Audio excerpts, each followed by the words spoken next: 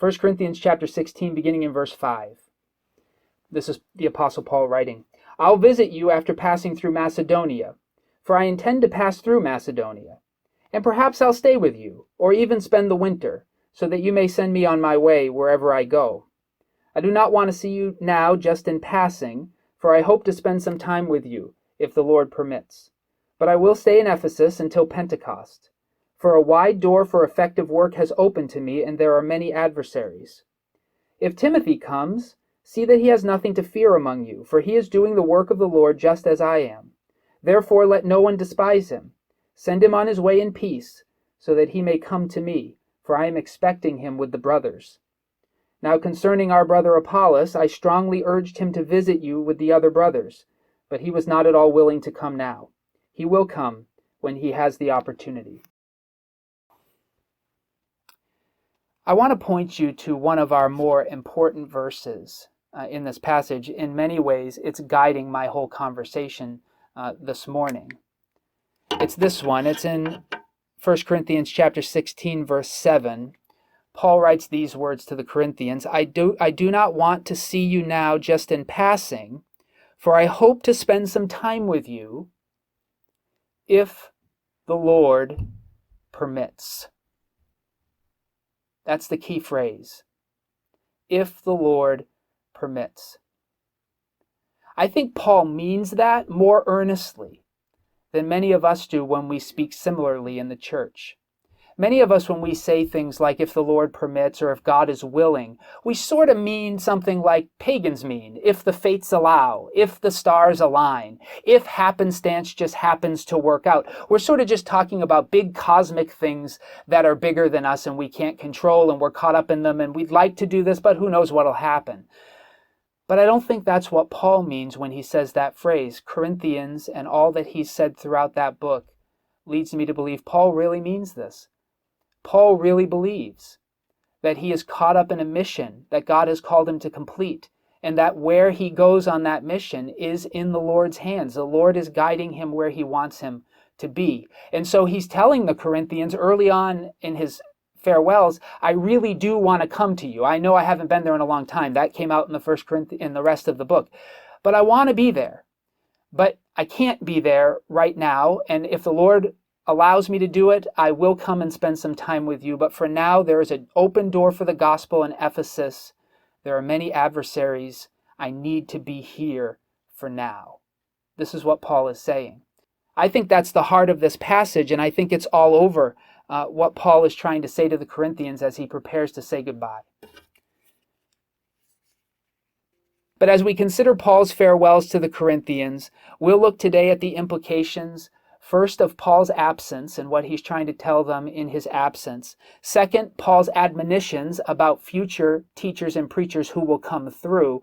And then third, Paul's admission about something he tried to do for them, but he wasn't able to finish. So that's what we're going to talk about today. We're going to begin with Paul's absence. Look at verses 5 through 9 of 1 Corinthians 16.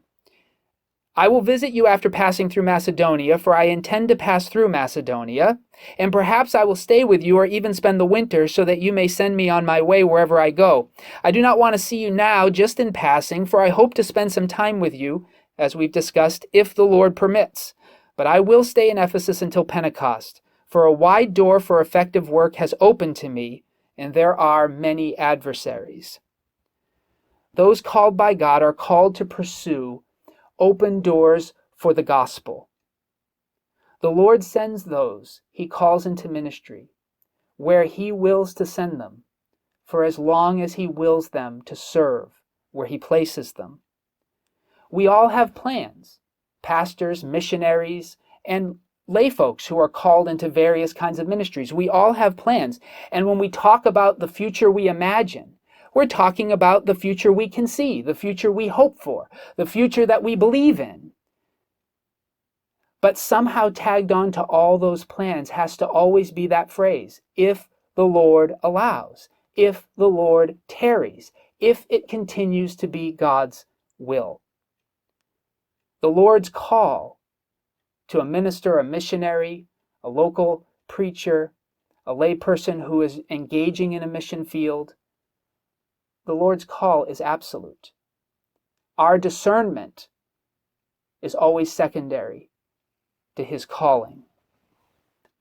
Do we expect that he could send his Spirit on us and ask us the way he did Abraham, to leave everything behind and to follow him to a new place? Do we believe that?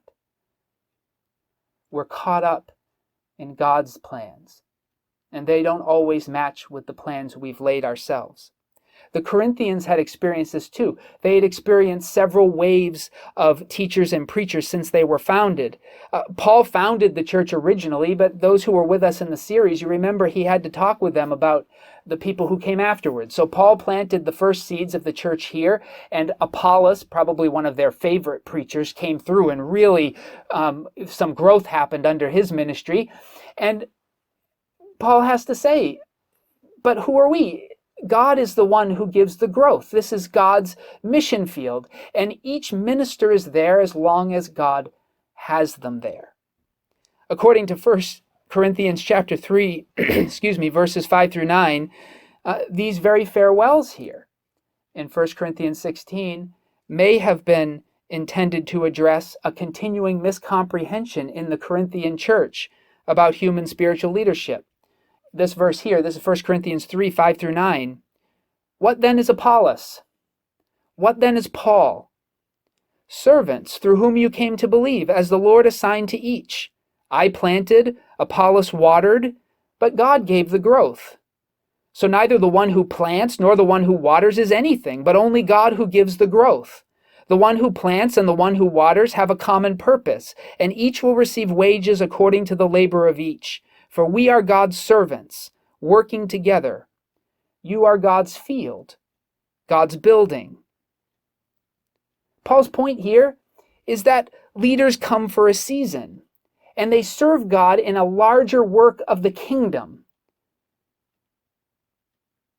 It's important for those who are called to stay in one place and be the salt and light, the hands and feet of Jesus in one location. It's important for those who are called to that work not to confuse the work of the leaders who are sent for seasons with the blessing of God on their community. The work of God continues, no matter the person, because the work and the growth is God's. This is some advice Paul is giving in his absence. Now let's look at what he gives in terms of admonition for future preachers who will come through. Look at 1 Corinthians 16. This is verses 10 to 11. If Timothy comes, see that he has nothing to fear among you, for he is doing the work of the Lord just as I am. Therefore, let no one despise him. Send him on his way in peace so that he may come to me, for I'm expecting him with the brothers. Now, as our final point will make clear, if it's not already somewhat clear because of the reference to 1 Corinthians 3 we just made, Timothy is not on the list of the Corinthians' favorite preachers. They were in a dispute over which of them was the greatest based on who they had come to faith in Jesus through. And so some of them apparently had followed Jesus himself while he was walking on the earth and had been baptized by him, and they thought they were pretty special. Others had been baptized by Paul, and they thought they were pretty special. Others had been baptized by the Corinthians' favorite preacher and evangelist, Apollos, and they thought they were pretty special. Others apparently were baptized by Peter, who Jesus set as first of the apostles, and they thought they were pretty special. This was the dispute in Corinthians. What you'll notice is that Timothy is not on that list. He's not one that was on their radar. In fact, we know from the book of 1 Timothy that Timothy was a very young preacher. And in the book of 1 Timothy, Paul is worried that the people who were worshiping God in the city of Ephesus would have difficulty with Timothy's age. And so he encouraged Timothy to not let them despise him because he was young, but to continue to be an example to the flock of God, and to continue to guard his doctrine and teach clearly what had been passed on to him from the apostles. So we already know that Timothy had run into a few obstacles in another Greek city, or another city of the ancient world. So it's possible here that Paul is concerned he might receive similar treatment because maybe of his age, or maybe there's another limitation in Timothy that Paul was concerned about. Paul's point seems to be that the Corinthians will not always get to choose the spiritual leaders who will come to minister to them in God's name. They will not always get to choose those who come to deliver the apostles' words to them and help them to understand what is expected of those who follow Jesus. Not every preacher who comes through any given community, the Corinthians included, and they were a big community. This is like the early church's version of a mega church, and they expected only the best of the best would come to them. But Paul's admonition is that not every preacher who comes through will be a Paul or will be an Apollos. Some will be Timothys. But if they're coming to do the work of the Lord, and the Lord has sent them, then the Corinthians are to receive them. But there are other places where Paul is deeply concerned that his churches are entertaining false teachers. So he's not saying that just anyone who comes in Jesus' name should be welcomed without question. That's not what he's talking about. There are passages like in Galatians, for instance, in which Paul reminds the church that if somebody comes preaching a gospel other than that preserved by the apostles, so for us it's in the scriptures, for them it was orally being transmitted through the apostles and through people they had designated to bear their words. For us it's in the scriptures. But if somebody were to come and teach a gospel that is other than the gospel that has been received, Paul has said in Galatians and other places that we should not entertain those teachers. We should not welcome them warmly. In fact, we should give them no opportunity to speak. So it's not as though he's just saying anyone who comes you should embrace. But Paul is saying that if somebody is coming who is delivering the apostles' words and who is on mission with God, then they should have nothing to fear from a church that calls itself a church of Jesus Christ. Paul reminds the Corinthians that they are to embrace preachers and teachers who come to them in the course of doing God's work, whether young and old, whether impressive or unimpressive. And I think Paul's admonition here should ring in the ears of the church. See that he has nothing to fear among you. Let no one despise him. And when he leaves, send him on his way in peace. This is the charge of a church when God sends those to speak about his apostles' teachings. You see, God sends and recalls preachers and teachers as he sees fit. The church must be ready to release and to embrace those God has called and those God is sending. This is what Paul is reminding the Corinthians, and he seems concerned that they're not a church that does this very well. Finally, let's look at Paul's admission. Look at verse 12. Now concerning our brother Apollos, I strongly urged him to visit you with the other brothers, but he was not at all willing to come now. He'll come when he has opportunity. Now, this is such an interesting passage to me because we know from the rest of 1 Corinthians that Apollos was the Corinthians' choice. If they couldn't have Paul, if they couldn't have Peter, if Jesus himself wasn't going to return, then what they want is they want Apollos. So, interesting. And Paul recognizes that that's their preference. And so because it's their preference, Paul does try to get Apollos to go and spend some time with them, to encourage them. But Apollos refused for now. But churches are okay. That's okay. There's nothing wrong. Paul doesn't criticize them for having a favorite preacher. He doesn't criticize them for asking for Apollos. He actually tries to get Apollos to come. But Apollos won't come. And what Paul wants them to remember is that the future of their church does not depend on whether their favorite preachers come and spend time with them. That is not where the future depends.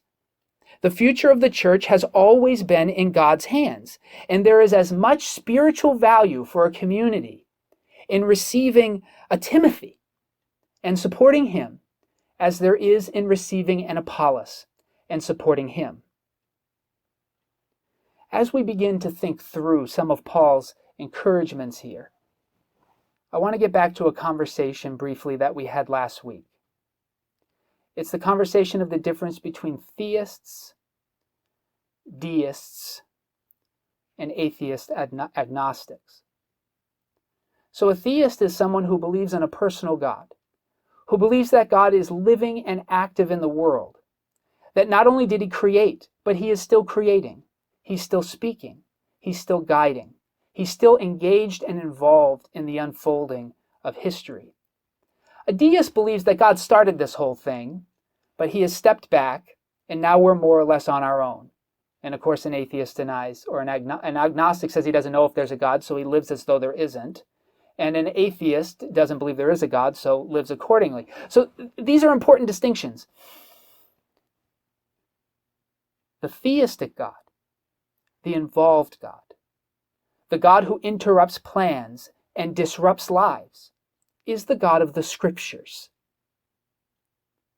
A theistic God steps in when we don't expect him. He invited Abraham, who had apparently a decent enough life in the city of Ur, in the nation of Chaldea, and God asked him to leave all that behind in his father's household and to go to a land that he would show him. That's a theistic God. He involves himself. The same theistic God came to the people of Israel who were in slavery in Egypt, and they didn't like their slavery, but they did like Egypt. And instead of just helping them to overthrow Egypt so they could take over the land they loved, he said, I'm going to deliver you from Egypt and you're going to follow me into the desert. That's a theistic God. He interrupts plans. He doesn't always do what we expect him to do. This is the God who interrupted all of human life by becoming flesh in the person of Jesus, who told the Pharisees that the way they were interpreting the law of God was incorrect, and he disrupted all of their theology in the first century and tried to put them back on track for God. This is the theistic God that I believe in. We have to be careful that we don't fall to the allure of deism because it's safer and more predictable. Because a God who is not involved, who will not interrupt our plans, also does not inconvenience our lives. So a pastor who's a deist can come and say, I'm going to be here for 20 years, and he can be sure he's going to be there for 20 years, because as long as he chooses to stay, he will remain. So it's in his hands whether he comes or she comes. I think Paul is trying to help the Corinthians. In some ways, you can see the hurt in this book for those of you who have been with us through the series, that they have been somewhat abandoned, they feel, and left on their own to figure out how to live out this faith. And then Paul writes these letters and criticizes them for the way they figure it out, which may seem very unfair. If Paul was concerned about how they came to understand what it meant to be Jesus' people, why didn't he stay longer? Why didn't Apollos, who had grown that church to probably its present size based on some of the details of the text, why didn't he stay? Why did he move on? And now they've got these previous leaders writing back to them and criticizing how they developed when they were left by themselves. So I can understand some of the frustration with the Corinthians. That's probably why in 2 Corinthians we can tell that they had some very negative things to say about Paul, and he's responding to those in that book. I understand it's difficult.